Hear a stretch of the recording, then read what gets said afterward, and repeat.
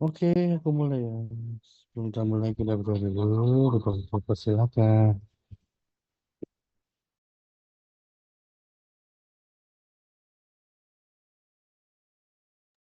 Oke, hari ini kita akan membahas soal UP ya, buat persiapan besok hari Jumat ya. Jika ada yang kurang, misalnya belum dipastikan, teman-teman langsung kirim aja di grup ya, untuk menanyakan ya. Oke, nomor satu kemungkinan sepasang suami istri normal ya, yang dengan membawa sifat albino menghasilkan dua anak. Oke, di sini kalau kita tahu suami istrinya dia normal, tapi dia karier. Berarti secara genotip ya, dia termasuk heterozigot ya. A besar A kecil, A besar A kecil ya.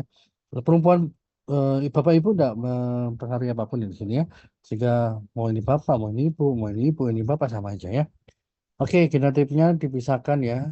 Nah, habis itu nanti baru kita mendapatkan F1, A besar A besar, A besar A kecil, A besar A kecil, sama A kecil ya.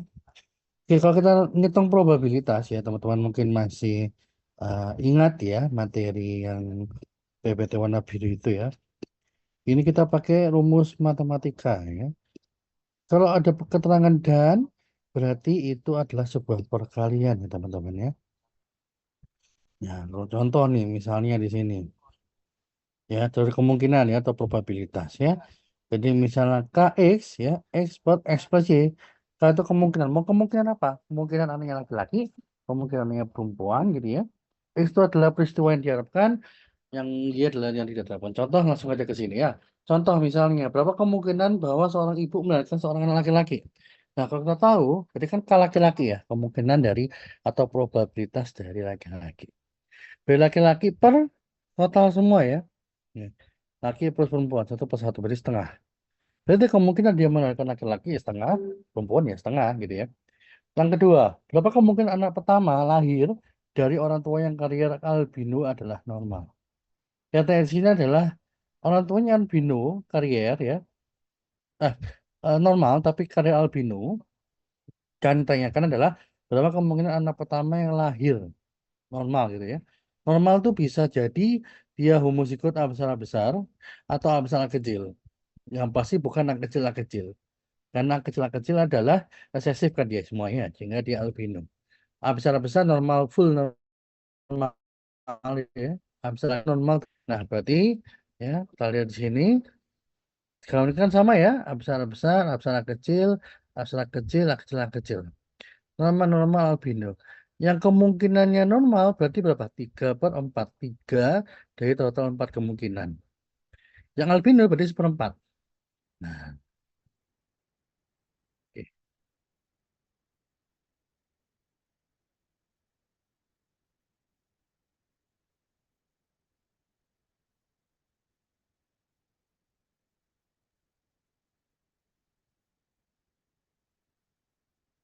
Kalau contoh di soal ini, nah, ini contoh lain ya. Secara kemungkinan, oke, dulu ya contoh lain. Kita coba lihat contoh lain dulu. Ini adalah misalnya dengan dua peristiwa, A, X dan Y, berarti kemungkinan X dikali kemungkinannya Y. Contoh soal di sini adalah berapa kemungkinan bahwa dua anak pertama dari suatu keluarga adalah laki-laki. Berarti kalau kemungkinan di laki-laki ketika sudah kita lihat ya setengah. Berarti anak pertama laki,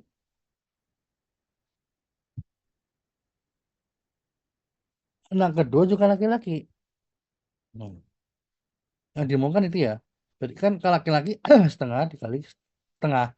Berarti seperempat. Jadi kemungkinannya adalah dua anak pertama, dua anak pertama dari keluarga laki-laki adalah ke setengah, setengah kali setengah berarti seperempat. Ini contoh yang ketiga. Berapa kemungkinan bagi orang tua yang karier, anak perempuan albino? Berarti orang tuanya karier, yang diminta adalah anak perempuan dan anaknya itu albino. Berarti apa? Perkalian. Anak perempuan itu kemungkinan kan kalau laki kalau tadi kemungkinan laki-laki kan setengah. Ya berarti perempuan juga pasti setengah gitu ya. Albino tadi berapa? Seperempat ya, yang di awal tadi ini. Berarti setengah dikali seperempat. 1/8. Berarti kemungkinan anak pertama, kemungkinan dia punya anak perempuan albino adalah setengah dikali 1/4, 1/8 ya. Sama kayak di soal ini.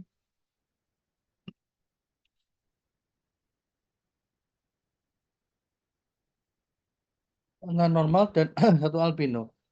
Berarti yang normal berapa? 3/4 tadi kan ya. Albino 1/4, berarti tinggal dikali aja.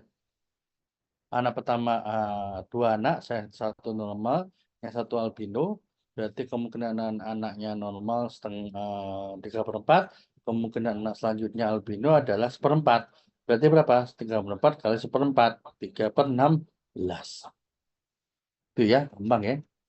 Ini apa namanya? eh, Cara lain ya, atau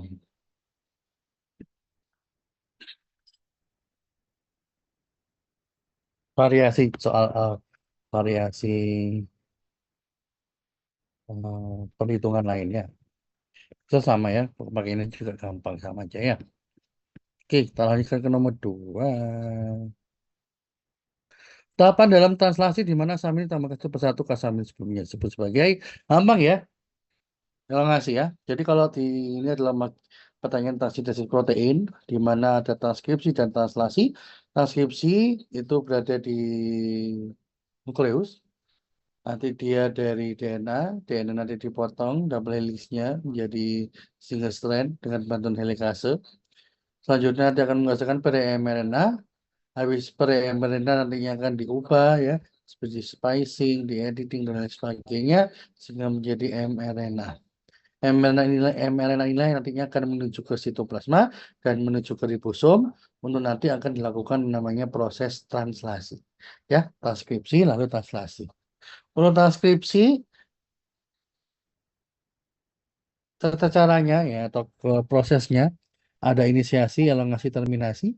Inisiasi itu berarti pada saat awal ya, namanya promotor ya. Elongasi berarti dia percetakan dari pre-mRNA ya, di copy ya. Terus terminasi berarti pada ujung nantinya ada terminal faktornya ya. Habis itu ke translasi ada inisiasi, elongasi, terminasi juga. Inisiasi adalah ketika subunit dari ribosom dia bertemu dengan codon start yaitu AUG yang menghasilkan asam aminometionin, di mana ketika nanti ketemu AUG, maka akan dimulai proses translasi. Lalu setelah itu dicetak ya asam amino 1, B yang kedua, 3, 4, 5, dan seterusnya sesuai dengan 3 urutan basan nitrogen atau kodon dari mRNA. Dan nantinya asam amino akan dibawa oleh siapa? Oleh tRNA. Nanti asam amino nanti akan berikatan satu dengan yang lain, membentuk sebuah ikatan polipeptida yang nantinya akan menghasilkan protein. Tergantung kebutuhannya protein apa, apakah kebutuhannya protein enzim, apakah kebutuhannya protein pada membran sel ataupun yang lainnya. Nah, setelah itu sampai kapan? Sampai ketemu dari codon start, codon stop. Ada 3 ya codon stop kalau teman-teman ingat ya. Nah, ketika ketemu codon stop itu salah satunya aja, maka bisa selesai prosesnya terminasi. Ribosom, subunit ribosom akan lepas lagi. Sehingga menghasilkan namanya protein ya atau asam amino. Nah, ini nomor 3 ini agak ini ya, agak mungkin nggak lengkap ya, kurang lengkap dari soalnya. Berikut ini yang termasuk ke dalam apa ini? Cofactor ya. Di pilihan soal ada biotin, biotin itu jelas dia cofactor ya, di mana untuk enzim karboksilase. T ini nggak jelas apakah ini T itu apa ya. Tiamin, tiamin itu namanya dari vitamin B1, termasuk juga cofactor juga. Nah, sorry, ya coenzim juga dia ya. Asetil-CoA juga sama ya. Asetil-CoA si sering disebut sebagai CoA yang merupakan coenzim atau cofactor. Lalu yang D juga sama, hidroksial fosfat ya melibatkan asam amino dan lain-lainnya. Ini juga cofactor. Yang bukan adalah kemudian B. B itu apa? Ya, tidak tahu ya. Tapi yang lainnya termasuk cofactor. Berarti yang salah berarti yang B harusnya ya. Apakah dia timin mungkin ya, ataupun yang lainnya?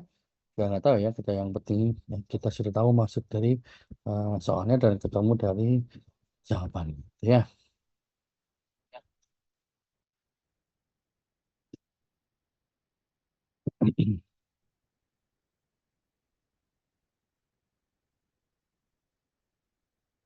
Nah ini nggak lengkap ya soalnya ya. Tapi intinya adalah ditanya di sini adalah alikosterik ya. Kan alosterik maksudnya. Jadi alosterik itu adalah enzim yang punya dua atau lebih situs atau tempat yang dapat mengikat zat lain. Ada active site, ada regulator site. Active site berarti situs aktif, tempat substrat yang akan berikatan, dan allosteric site atau regulator site ya tempat molekul pengatur, yaitu ada aktivator, ada inhibitor juga, yang mana dia saling berikatan. Nah, pada situs allostericnya dia bisa mengubah ya konformasi dari suatu struktur dari enzim sehingga apa? Aktivitas katalitik yang diakibatkan atau disebabkan karena enzim itu menjadi menurun atau meningkat. Ya, biasanya allosterik itu ditemukan pada reaksi regulasi ya, regulasi metabolisme contohnya seperti glikolisis, siklus Krebs, biosintesis asam amino dan sebagainya. Contoh ditanya soal apa ya?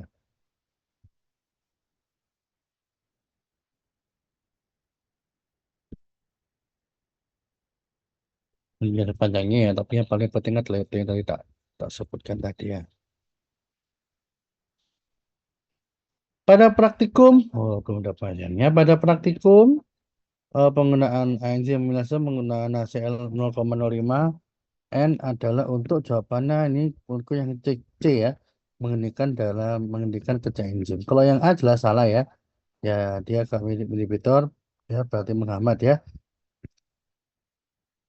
B juga salah ya, HCl ya, HCl ya bukan berfungsi untuk melarutkan substrat ya dalam soal ya, dalam soal ini ya. Kalau yang C benar ya. Kalau yang E ini memberikan pH juga enggak hasil menurunkan pH jauh dari optimal ya. Nah, kan lebih asam dia ya. Oke, jawabannya dia. Jadi HCl itu untuk menghentikan dari reaksi enzimatik ya pada titik waktu tertentu.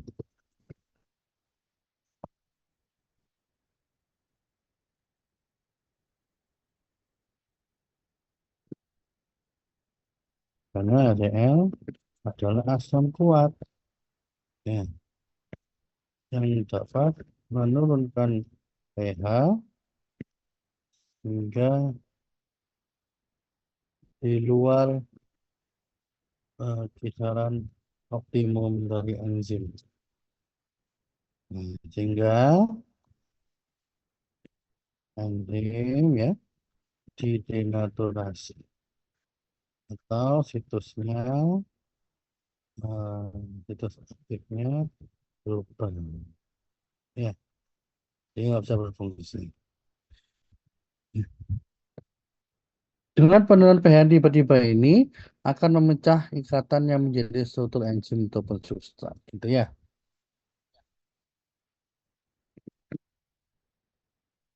Sehingga kita bisa mengukur ya dari jumlah substrat yang tersisa atau produk yang terbentuk ya.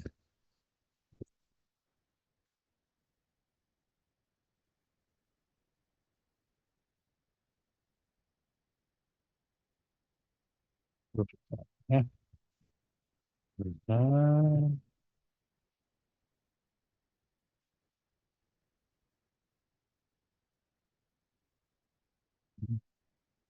produk yang terbentuk. Oke. Nah, ini jawabannya untuk yang E nih ya. Yang B ya. Sistem golongan Mn ya. eh, dia ada di kromosom 6 ya. Karena di kromosom 6 bentar, bentar.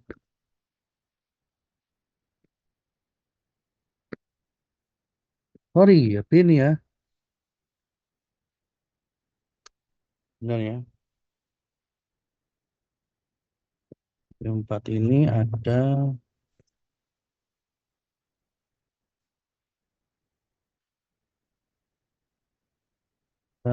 gen GPA.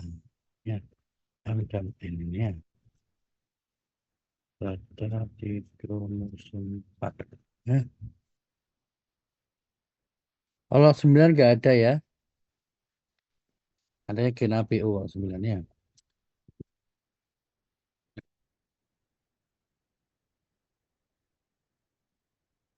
Hmm. Oh, gen 6 ini tadi adanya gen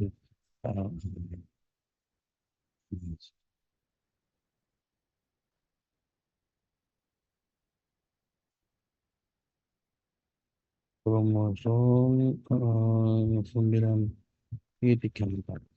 Ini apa?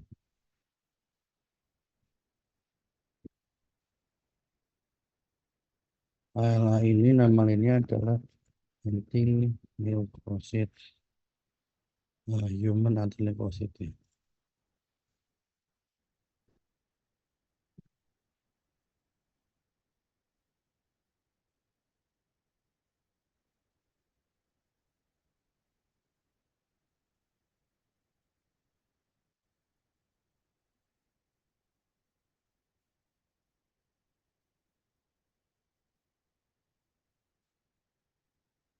Maksudnya ini ya, ini agak nggak itu ya, belum jelas ya. Alkalosis metabolik, jadi pH-nya menjadi asam karena proses metabolik. Jadi ada problem yang di ginjal ya, di mana pH darah,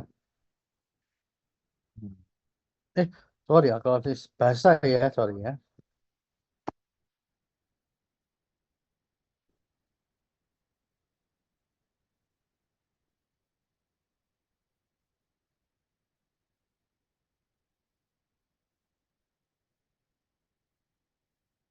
pH darah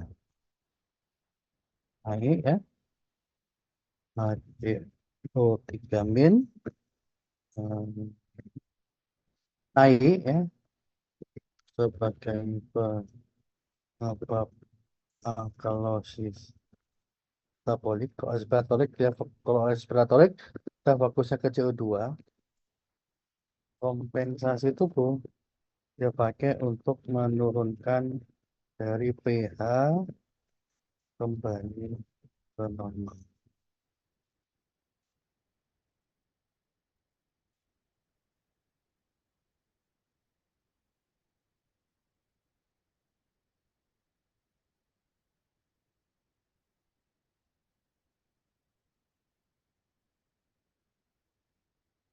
Nah, kompensasinya ini bisa dengan eh, menaikkan PCO2. Hingga pH-nya bisa kembali normal gitu ya.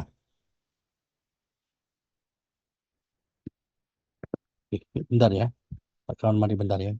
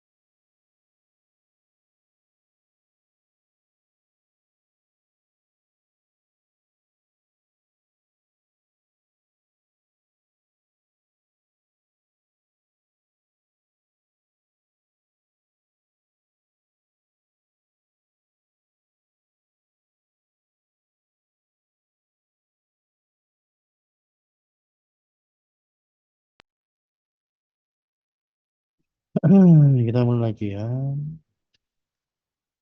Potong tadi ya. Selanjutnya ya, kita menggunakan sini adalah enzim heksokinase ya. Kita nggak tahu soalnya tanya apa ya. Mungkin kayak kemarin ya, yang di apa, soal tahun lalu yang sempat kita bahas kalau nggak salah ya. Jadi heksokinase itu enzim yang mengkatalisis dari fosforilasi ya, dari glukosa menjadi glukosa 6 fosfat. Di mana reaksinya adalah ini. Nah,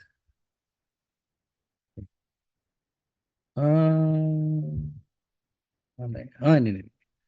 Glukosa ya plus ATP nanti dibantu sama eksokinase ya, nanti jadinya glukosa 6 fosfat plus ADP nanti ya. Nah ini ya, dimana substratnya adalah glukosa ya, atau fruktosa atau manosa tergantung ya, di mana produknya adalah glukosa 6 fosfat plus ADP. Dia punya kofaktor Mg12 ya, dan dia berada di sitosol sel ya, hampir di semua jaringan tubuh ya, dan bergantung pada glukosa ya, bergantung pada glukosa ya.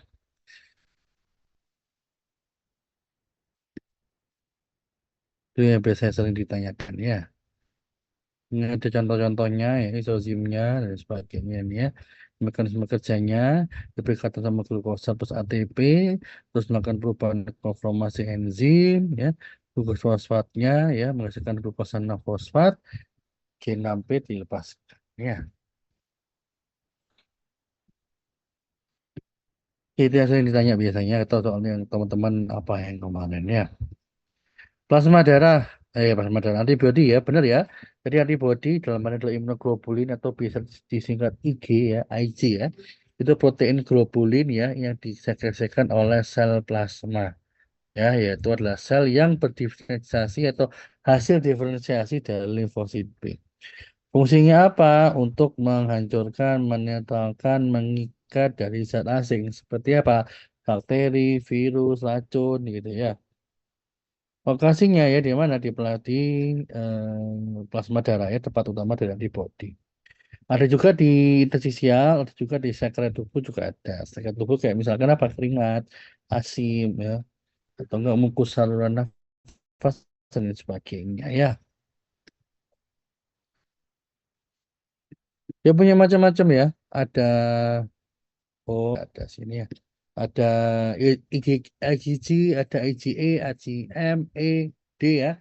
G itu biasanya kalau apa namanya, dia sifatnya kronis gitu ya, atau nggak pernah terinfeksi ya, kronis atau pernah terinfeksi itu berarti IgG. Misalkan dulu pernah yang namanya imunisasi gitu ya, itu juga termasuk IgG-nya bisa positif. Kalau IgM itu lebih ke arah yang infeksi akut. IG itu biasanya alergi, biasa IgE gitu ya, terikat sel mas kalau IgE ya, itu alergi ya. Kalau parasit juga bisa ya.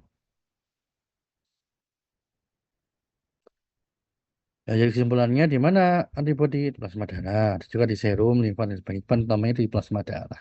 Penghasilnya apa? Sel plasma. Fungsinya apa? Menetralkan dan menghasilkan dari sel atau benda asing. Ya, di bawah ini termasuk bagian dari kromosom yang tidak mengandung gen, benar ya? Yaitu kromatin ya. Jadi kromosom itu terdiri dari DNA sama protein histone. Hmm, mana? Ini, ini kromosom ya. Terus susun atas ya, dua ya. Yang pertama adalah DNA, yang kedua adalah protein histone. Ya, DNA ini dia mengandung gen, informasi genetik ya. Dan histone ini dia membantu pengemasan DNA. Ya,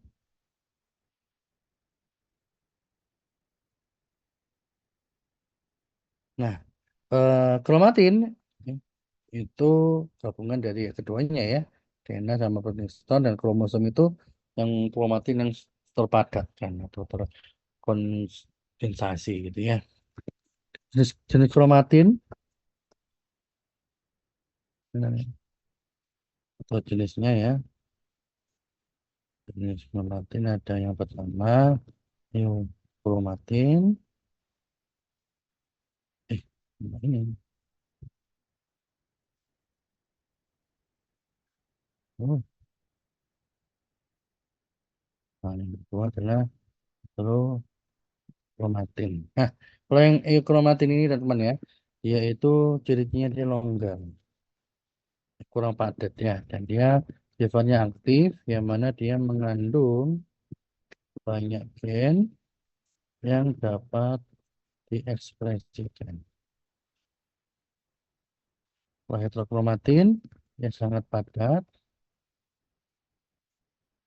yang mana dia itu tidak aktif ya.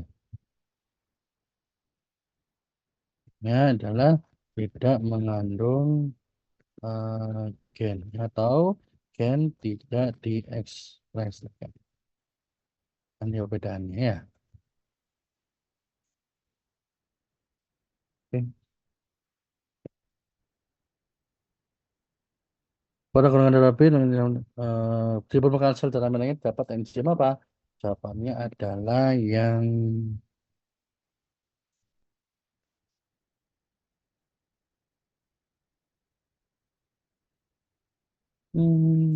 A. Itu yang A ya. Entah kenapa aku tanya kok gak ragu nih ya.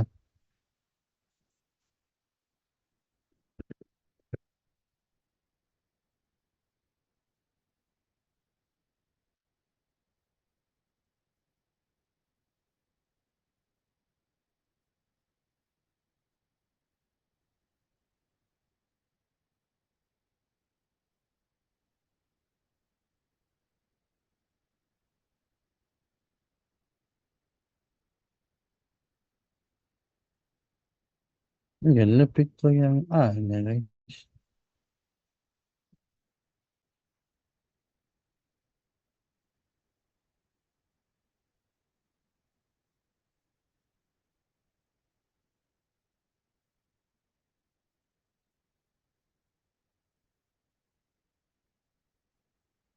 Jadi dalam golongan sistem golongan darah O ya, ABO ya. Golongan darah ABO ya, golongan darah A ya. Dia enzim yang dihasilkan ya, dia adalah N-asetil galaktosaminil fosfatase. Hmm. Gula yang ditambahkan adalah N-acetylglycosamine.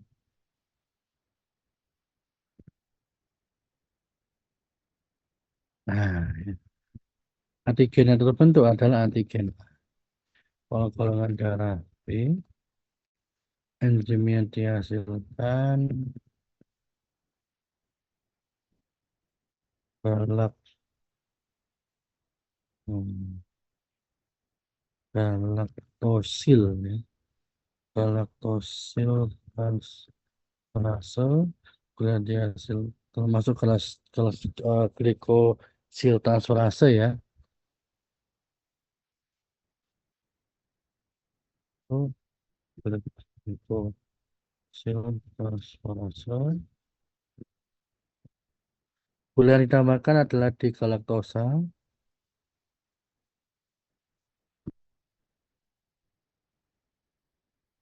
Antigennya adalah antigen B. Kalau golongan darah O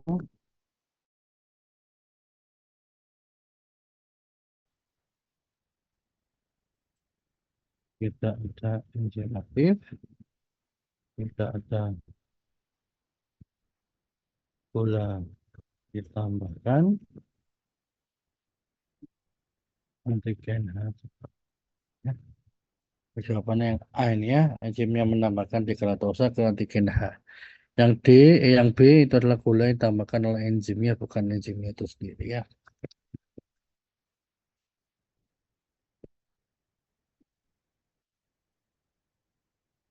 Oke, saja pH optimal sini ya. Yang tanya adalah pH optimal. Berapa pH-nya? Pas sampai dengan 8 ya, betul ya. Jadi papa ini adalah enzim propiolitik ya. Ya.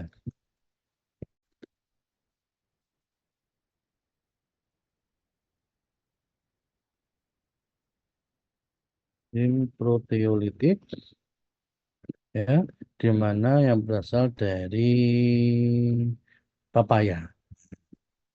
Nah, tergolong atau termasuk ya dalam kelompok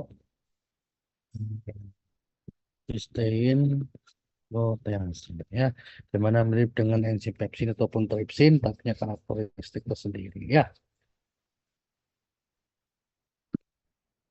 pH optimal adalah pH 4 sampai dengan 8. Kalau kurang dari 4, strukturnya bisa rusak. Kalau lebih dari 8, ikatannya antara disulfida dan gugus SH akan terganggu, sehingga aktivitasnya bisa menurun secara drastis ya.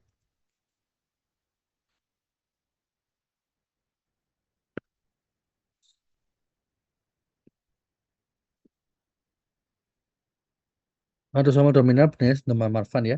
Autosomal dominan, hanya satu alel mutan aja sudah cukup menyebabkan sebuah penyakit ya. Jelas ini ya. Hmm, hanya satu alel mutan saja, maka sudah cukup menyebabkan atau munculnya penyakit itu ya. Marfan ya. Yang sindrom apa itu? Benar ya. Marfan ya. Marfan itu akibat mutasi pada gen FBN1 atau fibrin 1 ya.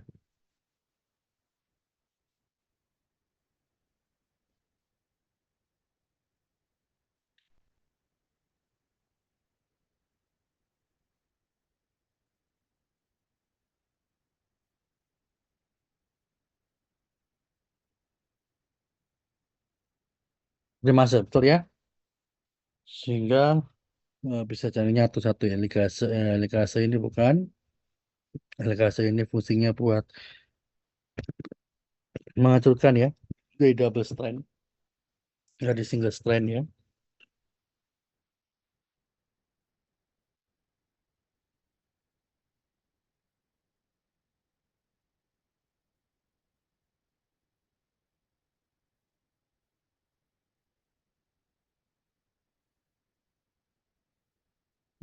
Melepas enak primer ya.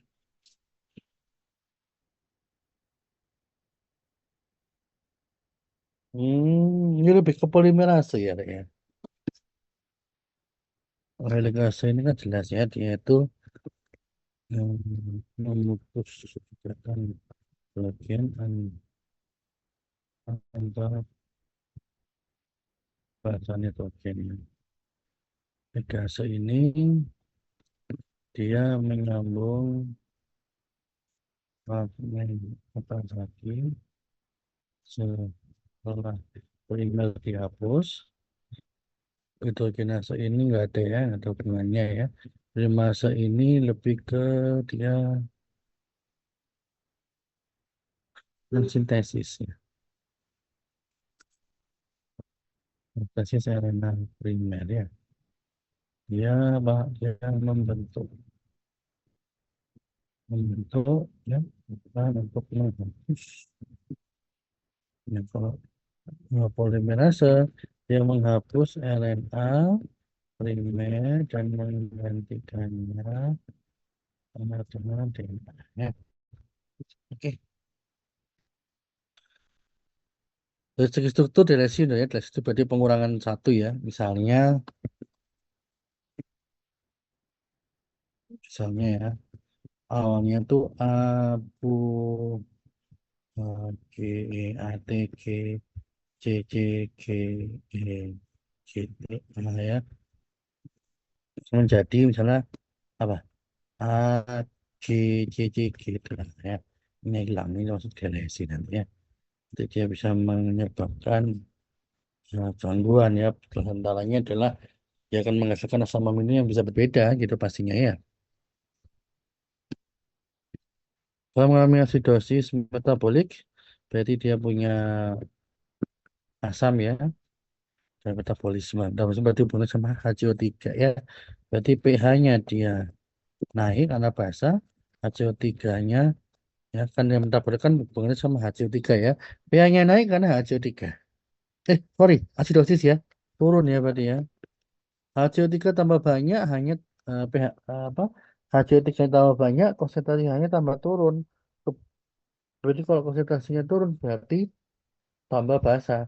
Kalau hanya sedikit, hanya konsentrasi H lebih bebas lebih tinggi sehingga jumlah H atau kadar substrat H dalam darah tinggi. Berarti pH-nya tambah asam. Ya, berarti karena dia harus kita cari HCO3-nya asam, berarti dia HCO3-nya turun. Nah, risiko kedua itu kalau dia ada kompensasi, lakukan kompensasi, maka HCO2-nya akan apa? Sorry, turun ya karena supaya pH-nya bisa naik gitu ya.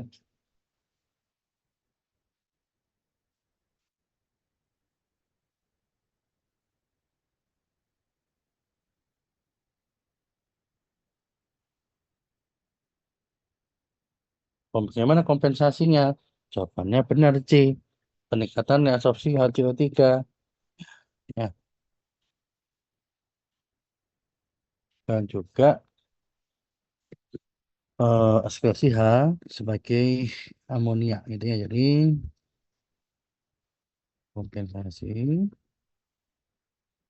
sama peningkatan reabsorpsi CO3 dan peningkatan ekskresi plus ya sebagai NH 4 plus ya atau amonia. Gimana kalau ini ya menambah basa ya, menambah darah. Karena ginjal ya mempertahankan lebih banyak bikarbonat agar pH meningkat. Meningkat itu maksudnya menuju ke pH normal ya. pH normal kan di 7,35 sampai di 7,45 ya. Kalau ini mengeluarkan asam berlebihan. Ginjal meningkatkan ya, pembentukan amonia ya, dari vitamin yang mengikat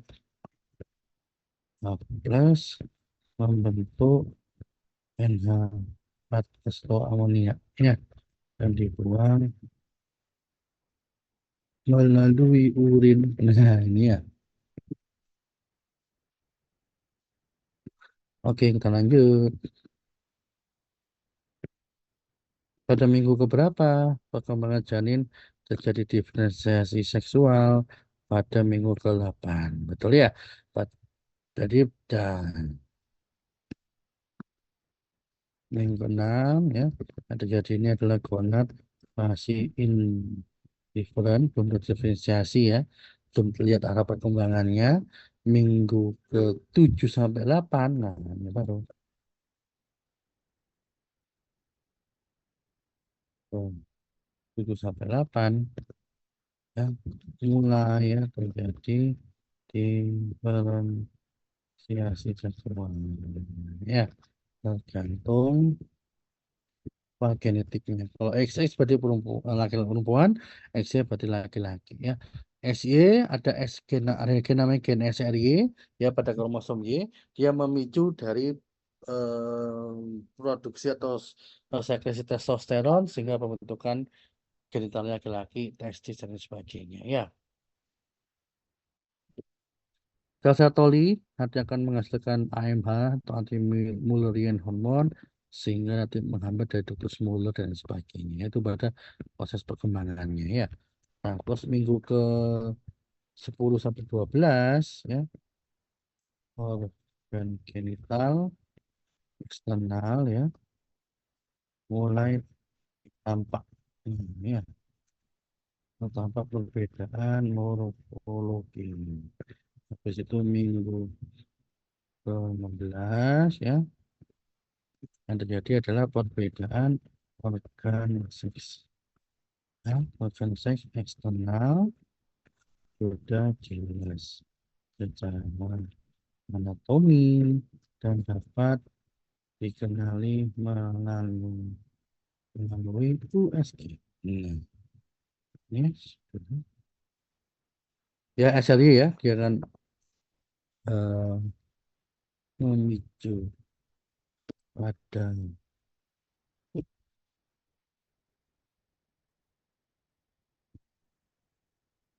kromosom Y, memicu testosteron dan memicu pembentukan dari testis. Ya,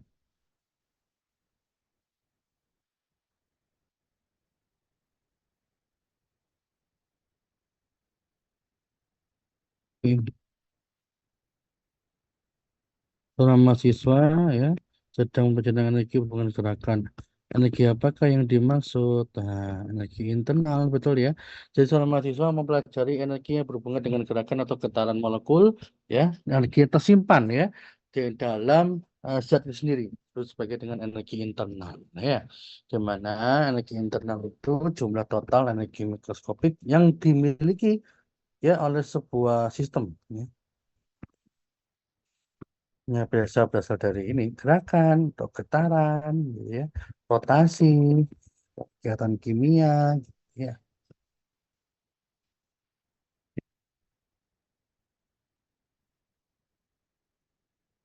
Sudah ya kemarin ya kita bahas di, soal yang tahun lalu ya, sama aku itu ya. Ini energi yang tersimpan ya dalam ikatan kimia,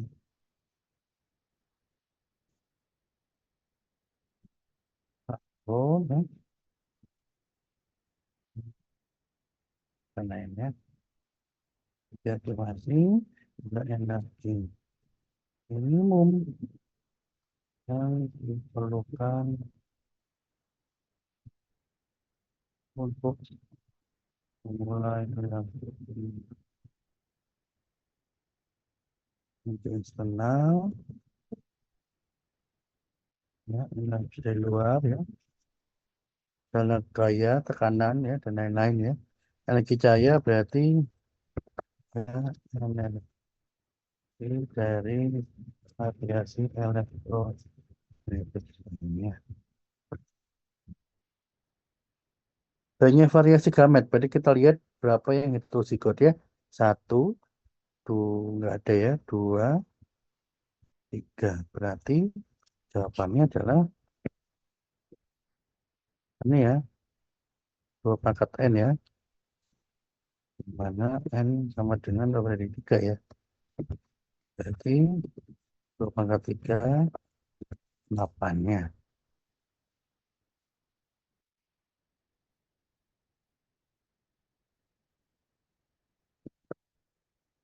Oke. Bagian dari DNA yang tidak membawa informasi genetik ya. Jawabannya intron ya, di mana dalam proses oksigen ya nanti DNA akan disalin menjadi pRNA dulu. Nantinya pRNA nggak langsung di translasikan, tapi harus diproses dulu gitu ya.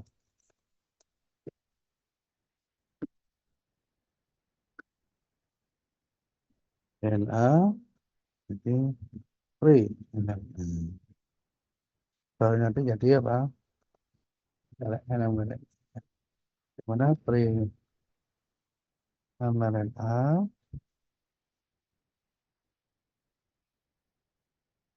dan melalui proses atau tahapannya. Yang pertama adalah oke, RNA ini dia mengandung intron dan ekson ya.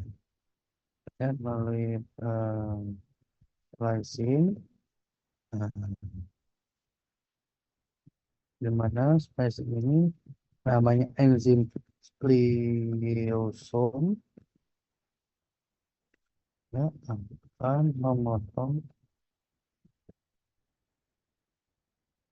neutron dan menyatukan akson.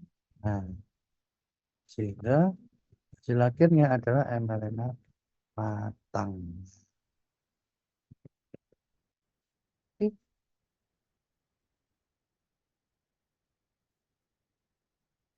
lanjut.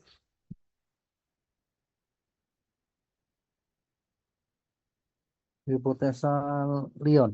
Nah, ya, jawabannya B ya. Jadi hipotesa Lyon itu ya menjelaskan inaktivasi kromosom X ya. Karena betina ya punya dua kromosom X, sedangkan itu XY, satu X ya. Berarti jumlah supaya ekspresi gennya setara, salah satu kromosom X pada sel betina akan diinaktivasi.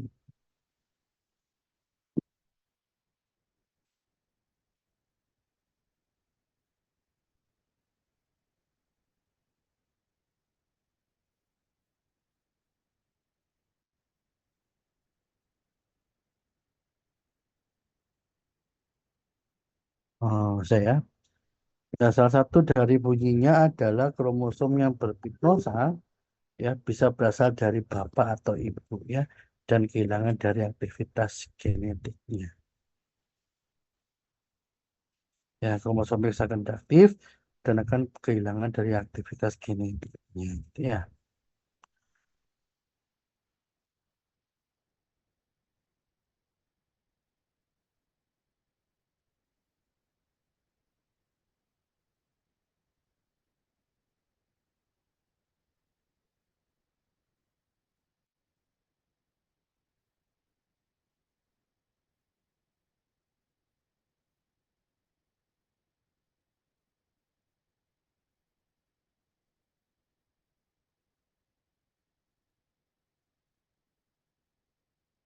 Ini tadi ya, ini apa sebentar. Oke. Sekarang hukum termodinamika dua.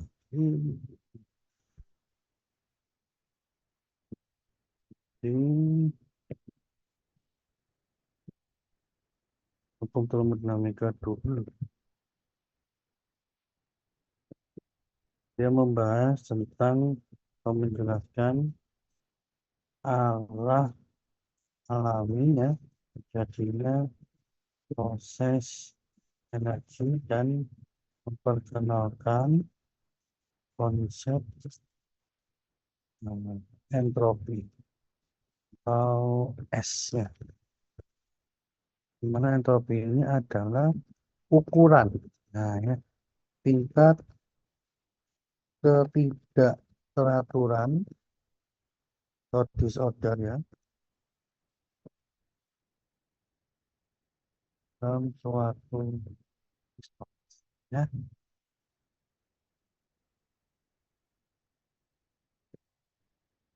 Di mana bunyi hukumnya ya, ya ada beberapa versi tergantung nanti eh, mana ya yang akan perlu dipakai ya.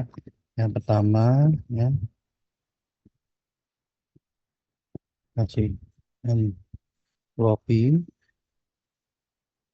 ya terus yang kedua versi kalor ya ini rumus Clausius ya. Yang ketiga ini adalah ini caranya ya kasih versi kalor.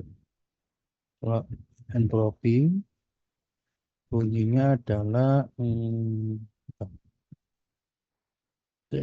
aku akan lupa kata-kata detailnya ntar ya.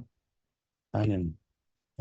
Dalam setiap proses, ya, dalam setiap proses spontan ya, entropi total ya dari sistem dan lingkungan ya selalu meningkat. Di sebuah proses hanya terjadi secara spontan kalau ada peningkatan entropi berarti delta S-nya lebih dari nol. beda nol sama akhir dari S-nya itu beda nol karena ada peningkatan ya. Kalau ini ya panas ya tidak dapat mengalir ya secara spontan ya, dari benda bersuhu rendah ya, ya ke benda bersuhu tinggi tanpa kerja dari luar dalam kutip ya.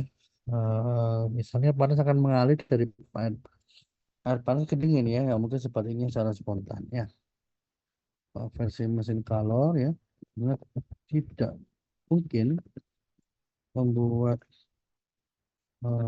mesin yang bekerja ya, bekerja secara siklik dan hanya mengubah seluruh kalor yang diterima. Iya, gitu. Oke, ini ada mesin yang efisiensi 100% ya. Semakin besar entropi, semakin acak atau tidak teratur ya. Tapi sama adalah entropi, pokoknya ini ya, itu adalah ukuran ketidakteraturan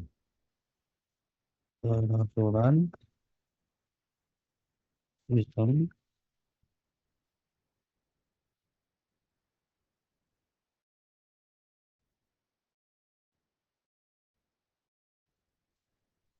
entropi yang makin acak atau tidak teratur ya.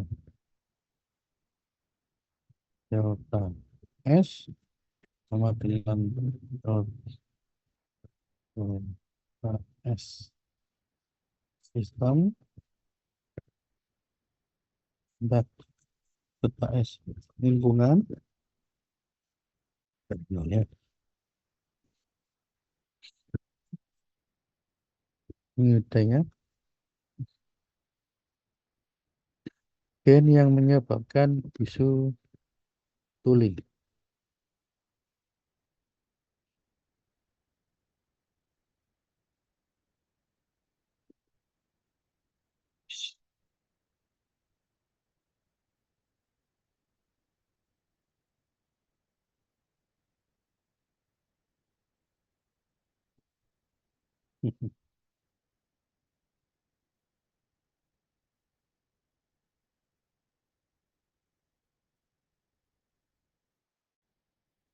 Bentar ya, ini aku kok tidak sekali.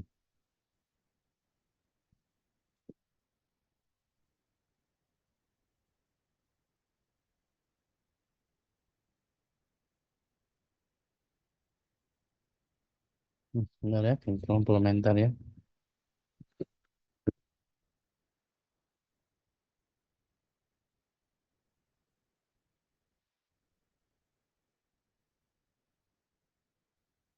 Jadi memang bisu tuli, kognitor ya, itu atau kognitif mutisme itu contoh dari pewawasan genetik komplementer ya, yaitu dua gen yang berbeda yang saling melengkapi. Ya.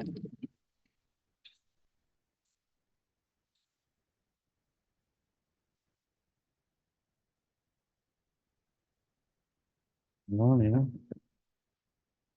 Itu, gen,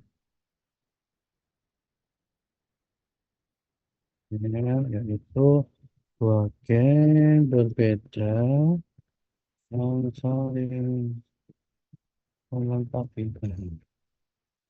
Untuk menimbulkan fenotip normal ya, normal mendengar. Oke. Bila pengambilan biji kancing yang sudah yang soal sempat aku bahas waktu itu ya, ini kebanyakan sudah soal sebelumnya ya. Jawabannya benar ya, jawaban yang D ya. Jadi pertanyaan ini ya menggambarkan adanya atau menggambarkan pewarisan golongan darah ABO ya. yang dikendalikan oleh tiga alel apa IA, IB, I kecil ya.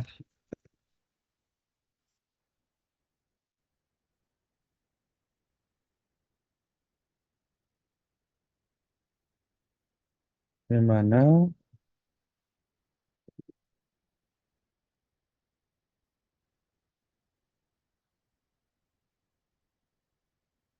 ini satu, satu merah, dan biru, dan nantinya ini IB, ya, golongan darah IB, polybag 2, ya, polybag 2 ini adalah biru, B, dan putih, O, sehingga genotipnya IB, IBI, golongan darah B. Nah,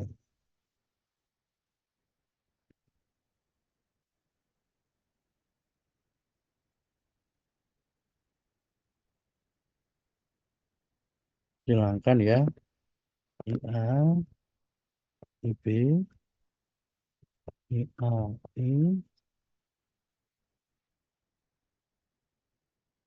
IB, IB, IBI. Nah, ini golongan darahnya ada A, AB, B. Nah, ya, jawabannya yang D, betul ya.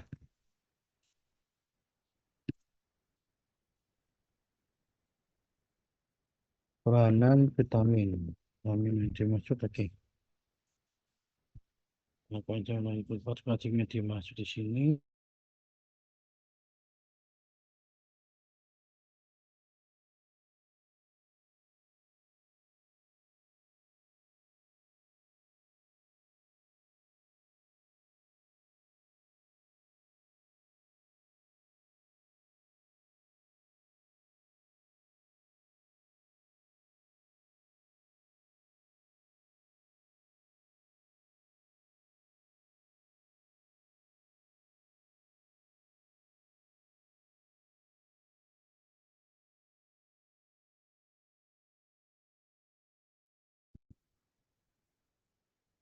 Ya, tempat tadi. Oke, sorry, tempat kepotong tadi ya. Selanjutnya, seorang mahasiswa baca tentang peranan vitamin. Oke, kalsium apa yang dimaksud? Jawabannya adalah ini kalau aku ke yang ATP ini ya.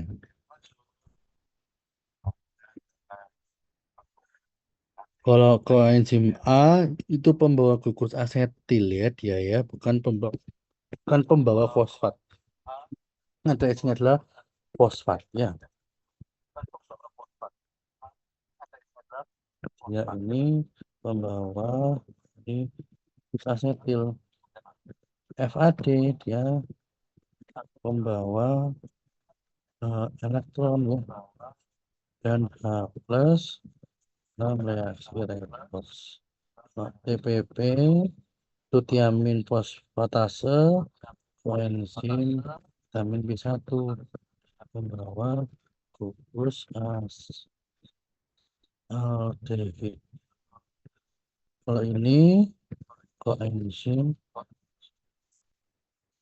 vitamin B6 ya untuk transfer gugus asam amino ya. Nah, oke, kita lanjutkan lagi ke nomor 28. Pada partikel enzim, atau percobaan enzim yang perannya sebagai aktivator dari enzim. Nah, ya, adalah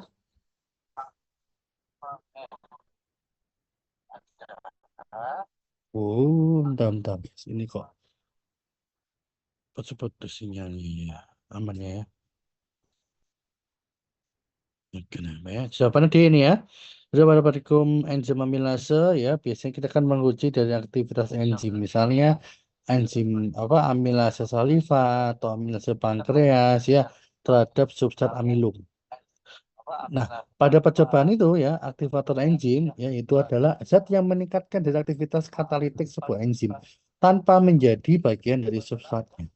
Nah, ini ada Cl ya, ada Cl min sampai Cl 0,9. Hmm. Nah, ini ya, ion Cl min yang meningkat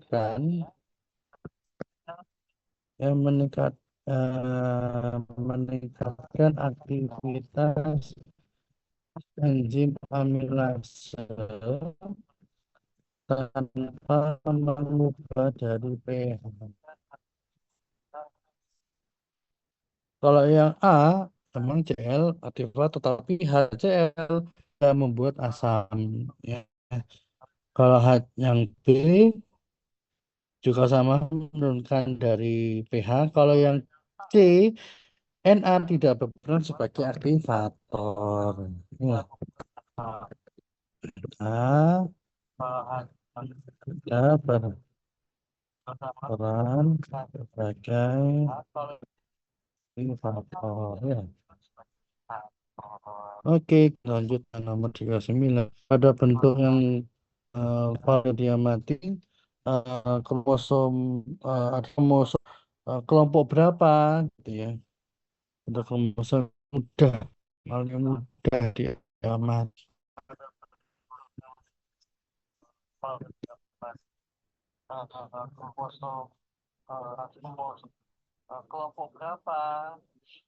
Bentar, tinggal bentar ya sih. Apa